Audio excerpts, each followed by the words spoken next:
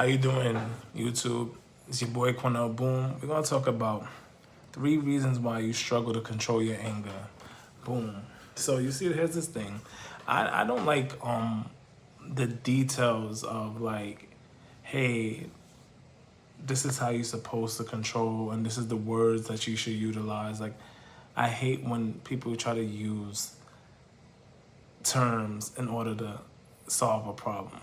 But I feel like everybody has like past experiences, and that's my first step. Like, if we had like some type of childhood traumas that affect the way our upbringing is, we've learned, we've consistently used the pattern and learned how to solve problems through these actions. So for one, our past experiences dictate the way we handle certain situations. I don't want to sit here and say that it's right or wrong, but one, you should learn to forgive yourself because you didn't teach yourself the way you handle things. Your parents probably taught you that, and good or bad, you've learned from someone who taught you some good traits and some bad traits, and some of them you took for the better, and some of them you have to rewire yourself and learn something different. So for one, that's what we're gonna talk about. Number two, we got overwhelming emotions. Like, if I feel intensely about something or strongly or passionately about something, I might respond to that situation a little passionate, And with that passion, it may come off as anger, it may be anger, but I have to identify what it is to me and how I'm controlling it for the people who seeing me outside of myself. One thing I've learned is that, like, I don't want nobody else to be able to get me out of character, and you shouldn't either. Like, if somebody can have that control over you, then you're not in control, and I'm big on control. So like, I feel like if you want to be in control, you have to learn that, like, yes, I'm feeling a way, and what can I do with this anger? What can I do with this passion? A lot of people are like, oh, that person's crazy, and then when they lash out, it's like, whoa, I didn't even see that trait in them, and that's not the case. I think the fun fact is that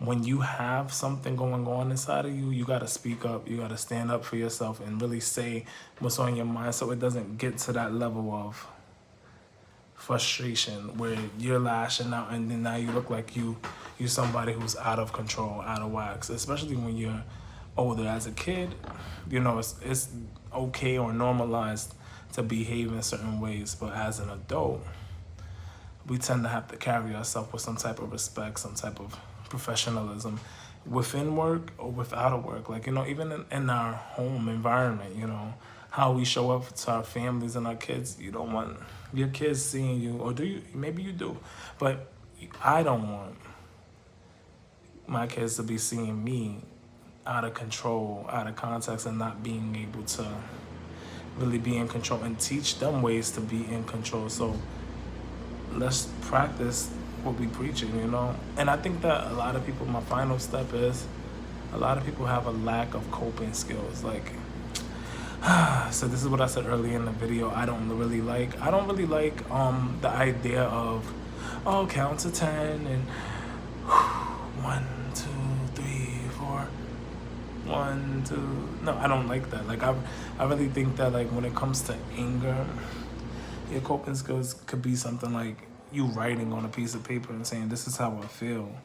You singing a song. You doing some type of artistic creativity, craft. You even speaking about it with like a therapist. Like, a lot of people need a therapist. And you know what? Not even only is it a therapist, a lot of people need to be open and speak to somebody so they can get some of them things that's bothering them out. Because if we work together to become better, then we can get better results in our lifestyle. So I think that, like, anger is a funny thing, but when practiced, we can control our anger, and then you'll realize, like, hey, somebody is trying to make a reaction out of me. Because if I'm angry, and this is me personally, like, I realize that you if it's either A, somebody's trying to control a reaction out of me and they want me to be angry, or B, I'm overreacting to something and it may not have been about me. So I'm personalizing that idea.